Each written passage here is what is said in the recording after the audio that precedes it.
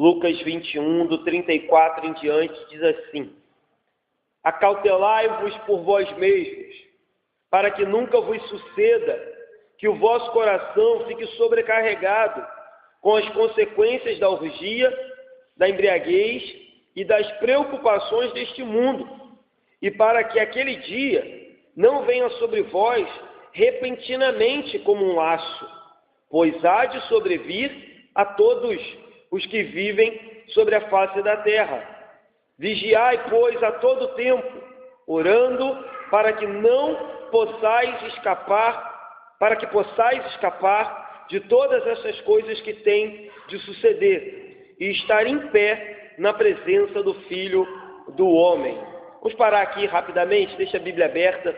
Nós estamos nos versículos que antecedem, como eu tenho dito, a crucificação de Cristo e a morte dele em favor da sua igreja.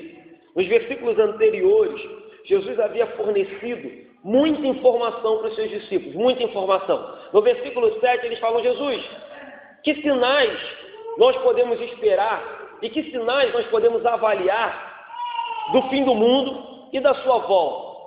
E aí Jesus vai e começa a citar várias coisas. Jesus fala da destruição do templo, Jesus fala que haveria perseguição aos cristãos, Jesus fala que haveria motins em Jerusalém e em Roma, Jesus fala que dentro da própria família haveriam problemas por causa do cristianismo e da conversão a Jesus. Jesus fala de eventos que aconteceriam na natureza e catástrofes que seriam visíveis a todos os homens. Jesus fala que Jerusalém seria invadida e os cristãos e judeus dispersados. E aí, finalmente, ele fala da sua segunda vinda e daqueles acontecimentos que também acompanhariam a sua segunda vinda. Então, Jesus falou sobre tudo isso numa sequência de pregações que a gente tem feito aqui alguns domingos. Mas agora, chegando ao final do discurso, parece que alguém vira para Jesus e fala assim: tá bom, Jesus, diante de tudo isso, e aí, o que a gente tem que fazer? Diante de tanta informação, diante de tanta coisa que vai sobrevir no mundo e que nós haveremos de enfrentar, tanta perseguição, tanta luta, tanta tribulação, tantos acontecimentos, o que devemos fazer de forma prática? E aí Jesus vai trazer agora o finalzinho desse discurso de forma prática, tanto que o título lá em cima diz assim: exortação à vigilância. Resumindo, Jesus vai dizer: olha, diante de tudo isso que eu falei, vocês precisam estar a todo momento vigilantes. É isso que Jesus vai fazer agora, vai nos trazer algumas lições práticas, como se ele dissesse: olha, depois de tudo que eu falei, agora eu vou dizer o que vocês têm que fazer, qual a postura de vocês diante de tudo que eu disse. Não é ficar caçando profecia, não é ficar adivinhando quando eu vou voltar, mas vocês devem ter uma postura: eu espero isso de vocês, e é isso que vocês devem passar para frente. Então, quando chega no versículo 34, Jesus diz: acautelai-vos por vós mesmos, para que nunca vos suceda que o seu coração fique sobrecarregado. Então, diante disso, como um pastor amoroso e misericordioso, e sabendo que além de informações, o nosso coração precisa também de consolo, ele deu muita informação, ele falou de muitas coisas que iriam acontecer, mas além disso, o nosso coração precisa também de uma palavra que venha ao nosso encontro e nos acalme, porque diante de tanta informação, Jerusalém vai ser invadida, o templo vai ser destruído, vai ter catástrofe na terra, o Senhor vai voltar, o juízo vai ser estabelecido. Diante de tudo isso, a gente fica um pouco atribulado e um pouco até amedrontado. E aí ele diz: calma, deixa eu dizer uma coisa para vocês, cuidado para que o coração de vocês não fique sobrecarregado, cuidado. E aí ele diz: acautelai-vos por vós mesmos, para que nunca. Então, ele está mandando a gente ficar vigilante continuamente, porque ele diz: acautelai-vos por vós mesmos, para que nunca vos suceda que o coração de vocês fique sobrecarregado. O que Jesus está dizendo é: a minha segunda vinda é certa, os acontecimentos que eu acabei de falar são certos, tanto são certos que no versículo 33 ele diz: passará céu e terra, mas as minhas palavras não passarão. Então é certo. Então, diante dessa certeza, o que mais vocês precisam, a não ser de vigilância e ter uma vida consagrada? Se tudo que eu falei é certo que vai acontecer, se passarão céus e terras e as minhas palavras não passarão, se a segunda vinda é iminente e o juízo vai acontecer sobre todo ser humano, O que vocês precisam é ter uma vida constantemente consagrada e vigilante. Então ele diz, acautelai-vos para que nunca vos suceda que o vosso coração não seja sobrecarregado. E aí, eu queria chamar a sua atenção para um ponto aqui que também me chamou a atenção, é que Jesus não está falando isso para fariseu, Jesus não está falando isso para os saduceus, Jesus não está falando isso para os escribas, Jesus não está falando isso para os sacerdotes que iriam já, à noite a gente vai ver, tramar para matá-lo mais uma vez. Jesus está falando isso para os seus discípulos. Quando ele diz assim, acautelai-vos para que o seu coração não fique sobrecarregado de orgia, embriaguez e preocupação, não é para ímpio. Ele está falando para aqueles que andavam com ele, para aqueles que já haviam confessado o nome dele, diziam que criam nele e acreditavam nas coisas que ele pregava. Então ele diz, cuidado com o coração de vocês. Não estou falando do coração do mundão não, porque o coração do mundão já está perdido. Eu estou falando de vocês, que são meus discípulos, que ouvem a minha palavra, que dizem que creem em mim. Cuidado para que o coração de vocês não vos engane e sobrecarregado com o mundo venha a afastá-los da minha presença. E aí, Jesus faz um alerta aos discípulos, dizendo que quando se aproximasse da sua volta, o coração dos homens estariam sobrecarregados de tudo aquilo que não presta. E aí ele bota 3 exemplos aqui. Ele fala sobre orgia, embriaguez e sobre preocupações do mundo. E aí, se nós pararmos e fizermos uma breve meditação, a gente vai perceber que apesar de não podermos colocar data para a volta de Jesus, se você olhar para o mundo, e inclusive para algumas pessoas que vivem dentro da igreja, é evidente que existem pessoas dentro da igreja e uns que saíram da igreja que se deixaram levar e foram arruinados por causa disso que Jesus está falando. O coração deles foi sobrecarregado de prazeres do mundo, e aí as orgias que Jesus seleciona aqui, a embriaguez, que não deixa de ser prazeres carnais também do mundo, e as preocupações que este mundo nos impõe, sobrecarregando a esperança e a certeza da vida eterna. Na semana passada nós falávamos sobre isso aqui. Seria muito mentiroso alguém falar que nunca falou, Jesus, até quando? O Senhor não vai voltar? Até quando esse sofrimento? Até quando essa luta? Até quando essa tribulação? Até quando esse problema vai continuar na minha vida? Seria muita bobagem falar que ninguém nunca pensou assim. Mas Jesus diz, cuidado, você pode até pensar assim, mas não deixe que essas preocupações venham sobrecarregar o seu coração ao ponto de que você esqueça quem sou eu, quem você é, quais são as minhas promessas e o que eu disse que vou fazer, porque passarão céus e terra e a minha palavra não passará. Então, cuidado, não é difícil que a gente faça uma avaliação hoje e perceba que tem gente dentro da igreja e gente que se afastou da igreja e que se arruinou, deixando o coração se encher dessas coisas. Outra coisa interessante é que Jesus coloca no mesmo patamar orgias, embriaguez. Aí você fala, isso aí realmente, pastor, é algo muito horrível. Mas Jesus coloca preocupações do mundo no mesmo patamar. Jesus equipara um tipo de preocupação, Jesus equipara uma ansiedade que é pecaminosa, assim como orgias e embriaguez. Ah, pastor, nunca pratiquei nada imoral na minha vida, nunca me embriaguei, mas em compensação tenho uma vida de ansiedade tamanha, que não confia no Deus Todo-Poderoso que te salvou e que te sustentou até aqui. Isso é para Jesus, você percebe? Tão pecaminoso quanto aquelas coisas imorais que a gente condena as pessoas que estão fora da igreja. Ele coloca no mesmo patamar. Ele diz, cuidado. Estou livre de coisa imoral, pastor. Estou livre de prostituição. Estou livre de embriaguez e de sair por aí caindo na rua. Mas você confia em quem? No seu braço? Na sua força? Nos seus anos de igreja? E aonde está a sua confiança? Ou a preocupação desse mundo e a preocupação das coisas que envolvem a nossa vida são mais fortes do que o Deus a quem você diz que crê. Então, cuidado.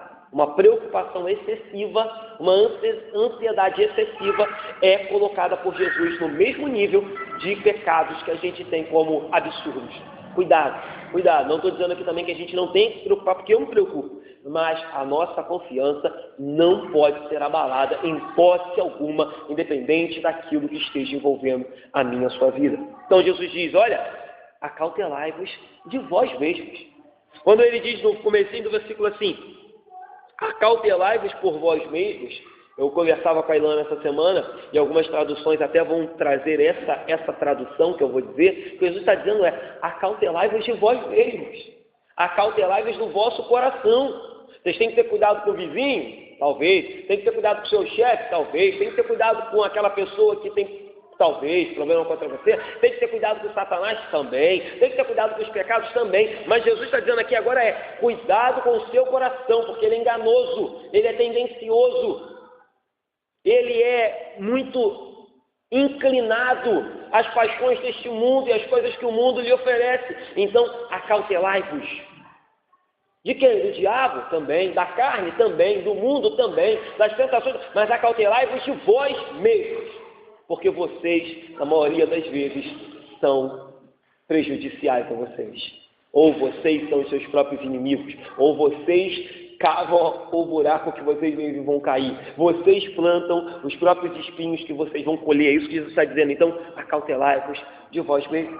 E aí, de novo, fazendo aqui uma reflexão geral, porventura existe alguém que está isento disso? Será que alguém aqui hoje poderia levantar a mão e dizer: olha, pastor, eu quero dizer que eu estou isento disso.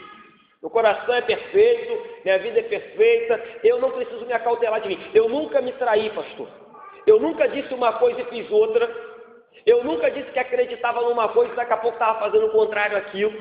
Eu nunca, pastor, fiz uma promessa. Eu sempre prometi, sempre cumpri. Queridos, ninguém está isento disso. O nosso coração nos trai direto. A gente diz: nunca mais faço isso. Daqui a pouco está fazendo. Acho isso um absurdo que fulano fez. Daqui a pouco está fazendo. Isso não passa pelo meu coração. Daqui a pouco está pensando. A gente é assim. Então a verdade é: ninguém está isento desse problema. Então, se ninguém está isento, essa advertência é muito urgente e muito eficiente para os dias de hoje também. Apoiar-se no nosso próprio coração, deixando de lado os meios de graça, é uma receita certa para problema. Quando eu paro de me apoiar nos meios de graça, oração, leitura da Bíblia, louvor, comunhão, ceia, sacramentos, batismo, culto, quando eu paro de me apoiar nesses pilares que a gente chama de meios de graça e começo a me apoiar na minha força, no meu coração, é receita certa. Vai ter problema. Vai ter problema. Você vai se arrepender, você vai cair numa armadilha e o seu coração vai te enganar. Isso é fato. Quer ver uns exemplos rápidos? Noé embriagou-se após o dilúvio. Noé, o único cara com a família dele que foi escolhido para ser salvo, embriagou-se após o dilúvio. Quer ver outro? Abraão, pai da fé, mentiu por 2 vezes quando perguntado quem era sua mulher. Ele disse: era minha irmã, com medo dos homens. A gente segue e vê Ló. Ló, após sair de Sodoma e Gomorra, é embriagado e enganado pelas suas 2 filhas. Pelas suas 2 filhas. Homens de Deus. Moisés diz que não havia manso como ele. Irou-se, feriu a rocha quando Deus mandou falar com a rocha. E por isso foi impedido de entrar na Terra Santa. Davi, homem segundo o coração de Deus, traiu, adulterou, ainda planejou o homicídio do homem com a qual ele tinha traído. Esses exemplos da Bíblia, que ao meu ver, já falei isso aqui, se eu tivesse sido daqueles que manipularam a Bíblia, é isso que o mundo diz, eu teria tirado todos eles aqui. Todos eles. Porque eles são escandalosos. São exemplos escandalosos. Mas ficaram aqui, irmãos, para nos mostrar que eu e você estamos muito longe de sermos Abraão, Davi, Moisés, Noé. Logo, se eles foram tentados e caíram, nós devemos estar vigilantes e humildes todos os dias. Aquele que está de pé, vigie para que não caia. Devemos estar vigilantes, porque o diabo anda ao redor só esperando uma oportunidade de nos fazer cair. E se ele fez esses homens cair, você acha que é melhor do que eles? Você acha que é mais forte do que eles? Você acha que tinha mais comunhão do que Abraão? Você acha que tem mais revelação do que Moisés? Sim, certo. Você acha, ainda que eu acho que Deus me ame muito, que Deus diga que, assim como Davi, nós somos o homem segundo o coração de Deus? Acho que não. Acho que eu estou longe desses homens. Mas esses exemplos me mostram isso. seja humilde, seja vigilante, seja perseverante, ande de olhos abertos, ande a todo momento orando, ande a todo momento tomando cuidado, porque você não é forte, você não pode se garantir em si mesmo. Homens de Deus maiores e que tiveram mais envolvimento do que você caíram. Quem é você para se achar alguma coisa? Então essa palavra nos mostra isso: humildade, vigilância, acautelai-vos de vós mesmos. E aí, de novo, fazendo uma reflexão aqui geral, Jesus está dizendo que antes da volta dele, a vida moral das pessoas estaria decadente. A vida moral das pessoas estaria em grande declínio. E aí, de novo, não podemos marcar data para a volta de Jesus. Mas você tem percebido como anda a nossa sociedade? Você aí que é mais antigo, tem 50, 60, 70, você já percebeu como que a perversidade, a imoralidade, a devassidão tem aumentado? Já percebeu, com o passar dos anos, aquilo que a gente imaginava nunca ver, a gente tem visto? Coisas, sabe, inimagináveis, coisas que antigamente eram, assim, impensáveis.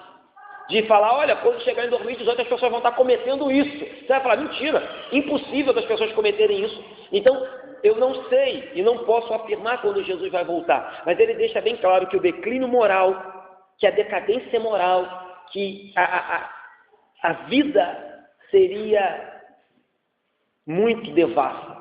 E a gente tem visto isso a cada dia que passa aumentar. A cada dia que passa. Infelizmente, inclusive, invadindo a igreja. Então, repito, essa advertência é muito urgente para os dias de hoje. Os dias de hoje. Porque as coisas têm piorado muito rápido. E é importante também, tendo em vista que os dias finais se aproximam, sim, podemos dizer que se aproximam, e ele chegará para todos. Jesus diz assim, no versículo 35, pois há de sobrevir sobre todos os que vivem sobre a face da terra, ou seja, ninguém vai escapar, ninguém pode se esconder. Então, numa iminência de que não sabemos quando, mas que Jesus volta, seja para buscar toda a igreja, ou seja por meio da nossa morte, Jesus volta, quando a gente morre, volta para mim, volta para quem morreu. É preciso que a gente esteja vigilante, humilde e tomando cuidado com o nosso coração e com as coisas que nos tentam todos os dias. É urgente. Jesus falou aqui para que a gente tome cuidado, para que esse dia não nos pegue como um laço. Jesus está falando aqui daquelas armadilhas que de forma muito repentina, inesperada, pegavam um animal. Então Jesus diz, cuidado. Cuidado, porque se você viver a revelia, se você viver a bangu, se você não for vigilante, humilde, se você não andar se arrependendo todos os dias dos seus maus caminhos, esse dia vai ser como um laço. Ele falou que o dia seria como um relâmpago, que brilha de uma ponta a outra. Ele falou que o dia poderia ser como um ladrão, que vem sorrateiramente de madrugada. E agora ele diz, cuidado para que esse dia não seja um laço. E que esse laço te pegue de forma inesperada e você seja encontrado nadando na lama, rolando com os porcos, para que você seja encontrado caído, prostrado no pecado. Cuidado, acautelai-vos de vós mesmos.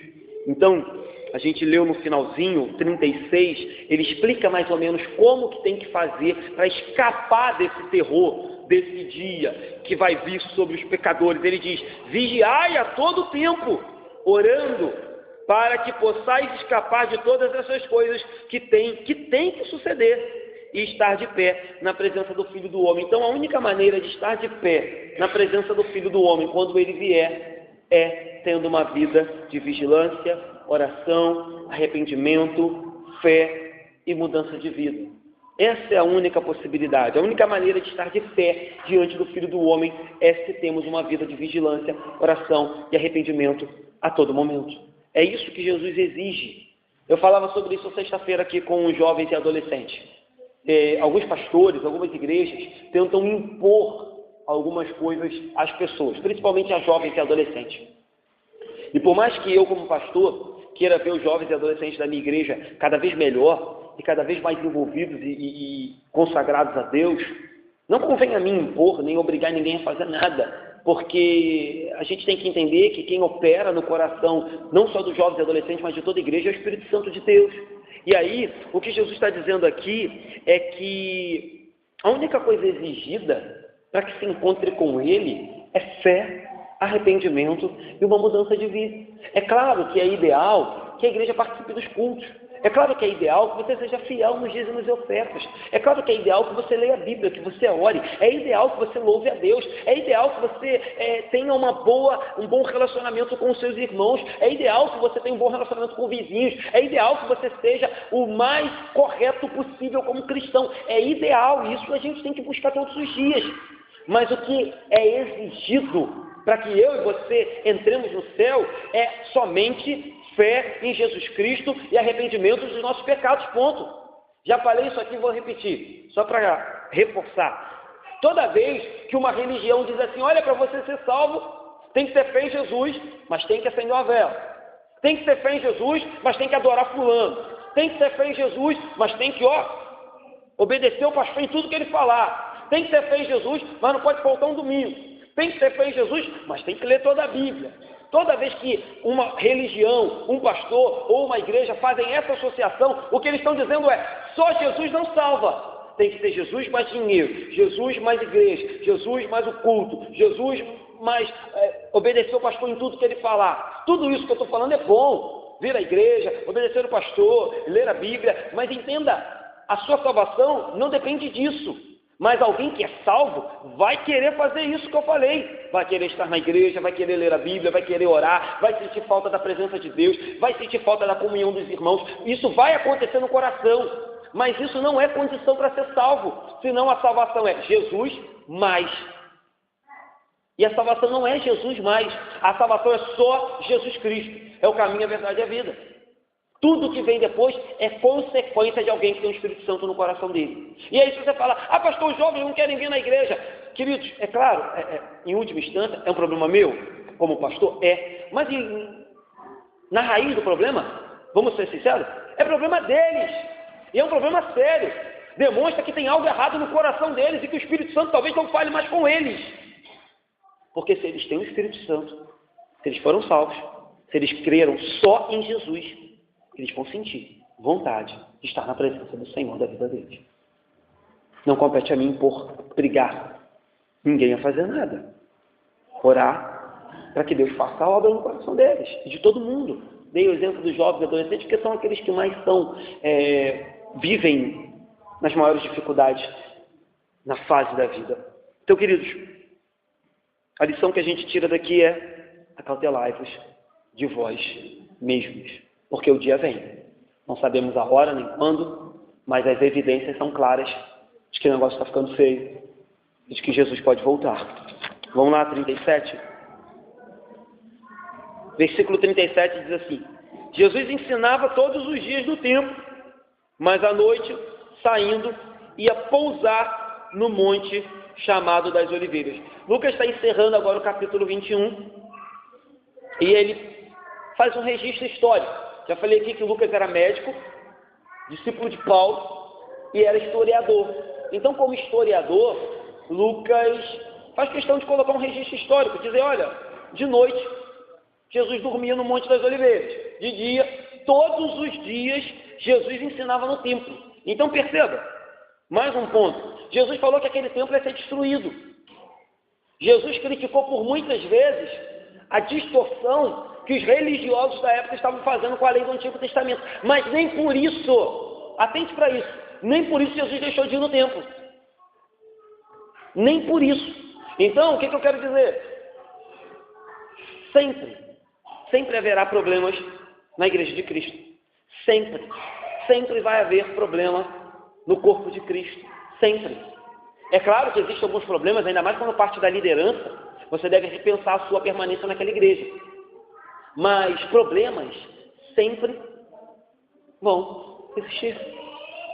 E se você for embora por causa do primeiro problema, você não vai parar em lugar nenhum.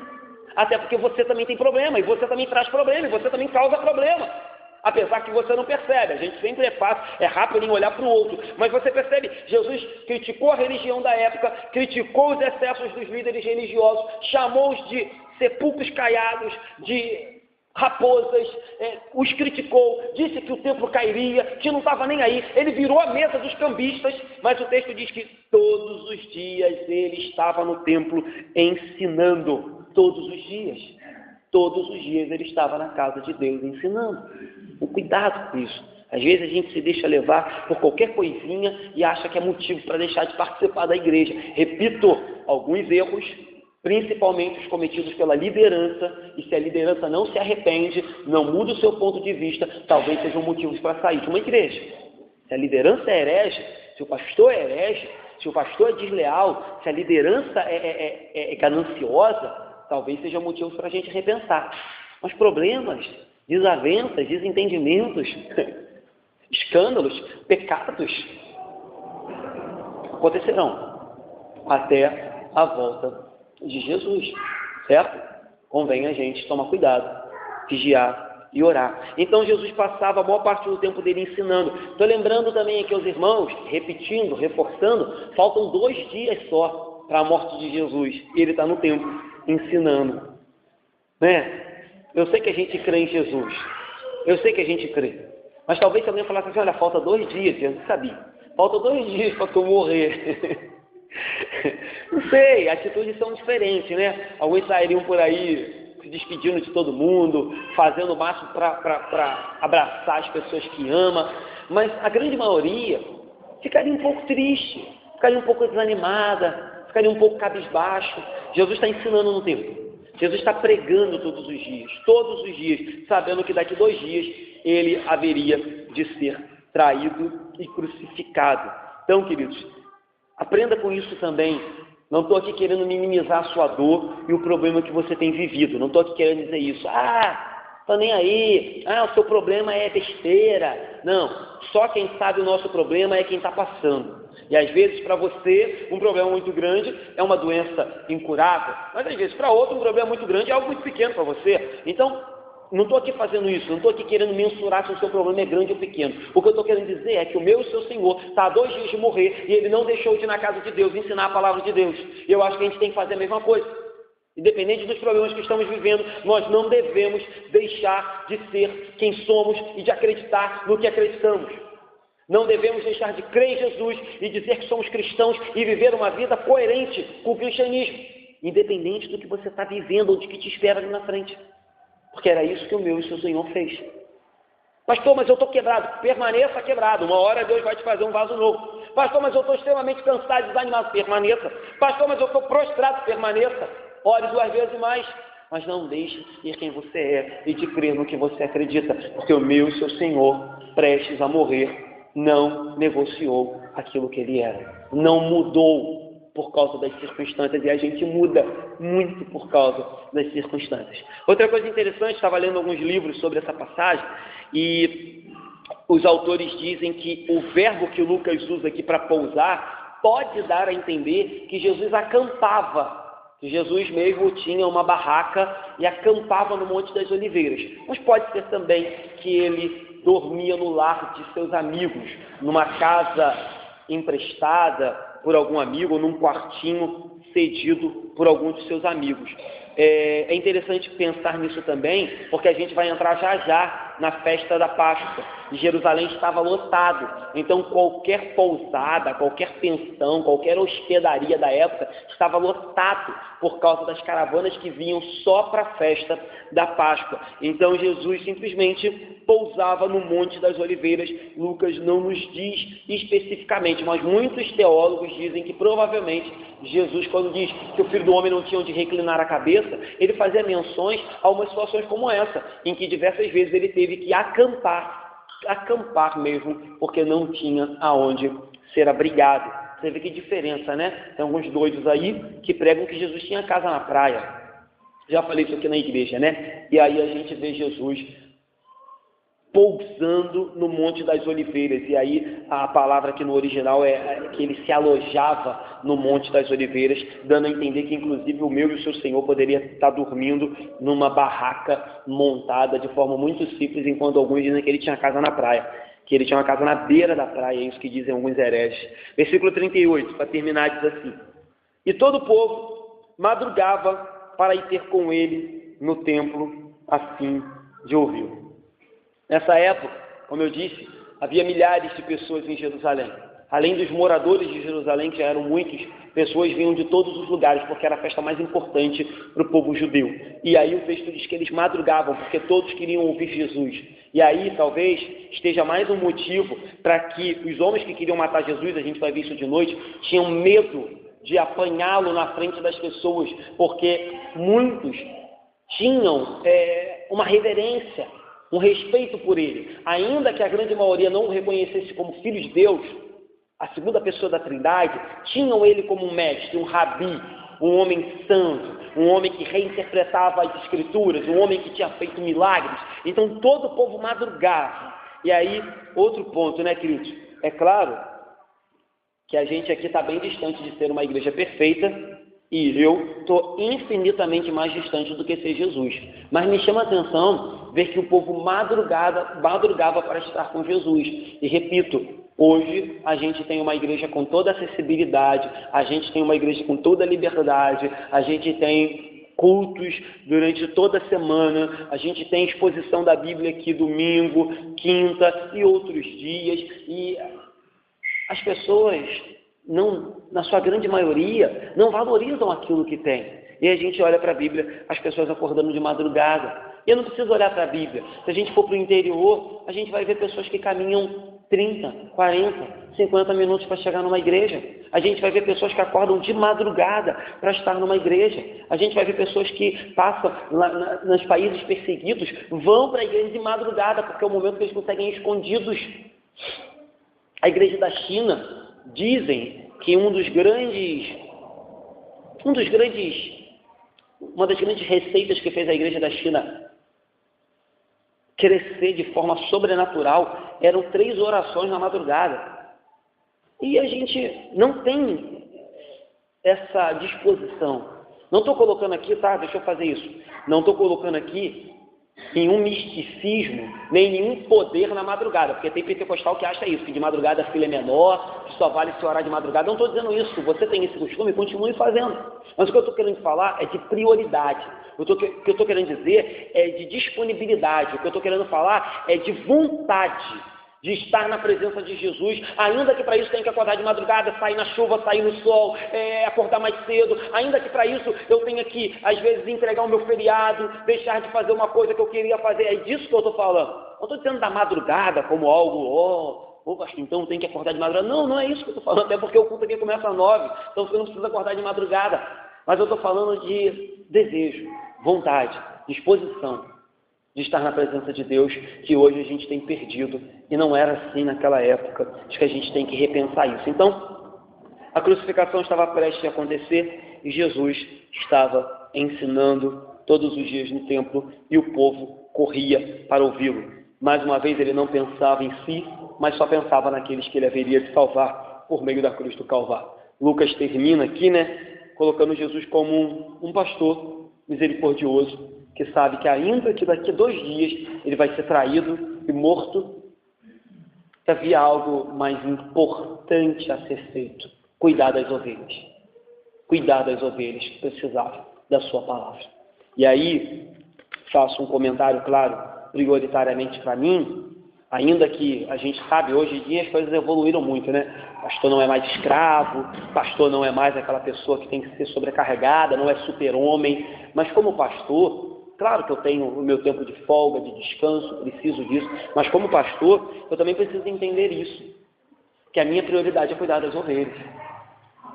Ah, mas o senhor está cansado. Tudo bem, se não tiver condições, se eu estiver morto mesmo, eu acho que eu tenho que repensar. Mas ainda que esteja cansado e tenha uma ovelha precisando, eu preciso atender, eu preciso cuidar, eu preciso pastorear, eu preciso pregar. Ainda que a minha voz me falte, ainda que às vezes eu me sinta assim um pouco atarefado, é obrigação minha. Meu Senhor fazia assim. Faltavam 2 dias para ele morrer. Foi, antes do casamento, casei na sexta. Aí na quinta eu dei aula. Ele falou: pastor, o senhor vai dar aula quinta-feira, o senhor casa na sexta? Poderia não ter dado? Teriam outras pessoas para fazer no meu lugar? Claro que teria. Mas não achei. Não achei que era relevante, não achei que era importante, não achei que era viável, e aqui estava. Então, assim, existem momentos e momentos. Mas eu acho também que, como pastor, e aqueles que sei lá, o mesmo pastorado, pensam em um dia talvez ser pastor, deveriam pensar nisso. Temos a nossa vida, não devemos abrir mão da nossa vida, nem tratar a nossa vida de qualquer jeito, porque ela é dada por Deus, eu tenho que zelar pela minha vida, mas a casa de Deus, as ovelhas que o Pai me deu para cuidar, tem que ser prioridade na minha vida. Foi assim que Jesus fez, e é assim que eu tenho que fazer, e é assim que todos os pastores deveriam fazer. Mas, felizmente, não tem sido assim. Vamos terminar? 3 aplicações rápidas. Primeira aplicação, a gente percebe aqui o perigo espiritual que os crentes estão expostos. E aí, falei, vários são os perigos que os crentes estão expostos. Tentações, provações, pecados, Satanás, o mundo, mas percebemos aqui um perigo ou um inimigo oculto, né? Um inimigo sorrateiro, que é o nosso coração. Um inimigo que passa desapercebido. Um inimigo que a gente às vezes esquece dele. Olha para fora, mas esquece que dentro a gente pode ter alguém que joga contra. A gente pode ter alguém infiltrado. E esse alguém, pelo incrível que pareça, é o nosso coração. Cuidado para ele não jogar contra. Cuidado para ele não se vender para as coisas desse mundo e trair a mim e a você. Cuidado. Então, muitos perigos assolam o crente, mas existe um que a gente negligencia, que a gente acha que ele está sempre do nosso lado. Mas cuidado, que às vezes ele muda de lado por causa dos prazeres desse mundo. Segunda aplicação, mais uma vez Jesus reforça que a volta dele vai ser repentina. Ele diz, pois há de sobrevir a todos que vivem sobre a terra. E ele diz, cuidado, para que aquele dia não sobrevenha repentinamente como um laço. Então, mais uma vez, Jesus reforça aqui que a vinda dele vai ser repentina e a gente não convém ficar marcando data, nem ficar profetizando que vai ser amanhã, mês que vem, semana que vem. Várias igrejas hereges já fizeram isso e o povo ainda segue eles. Terceira e última aplicação, percebemos aqui também que Jesus não só nos diz acautelai-vos, mas ele nos dá também um passo a passo, ainda que resumido, de como nós deveríamos nos portar. Tipo, falei tudo isso, mas deixa eu falar para vocês qual é a atitude de vocês, qual é a prática de vocês. Aí ele diz, vigiai a todo tempo, orando para que possais escapar de todas essas coisas que tem que suceder, e estar em pé na presença do Filho do Homem. Então, a nossa obrigação é vigilância. A nossa obrigação é todos os dias buscar os meios de graça. Oração, leitura da Bíblia, louvor, comunhão e os sacramentos que são batismo e ceia do Senhor. Sem isso, é difícil estar de pé naquele grande dia. Então, essas são as nossas obrigações. Esses são os nossos deveres do crente até a volta de Jesus. Usar dos meios de graças e estar vigilante contra tudo, inclusive contra o seu próprio coração. Bem, terminar?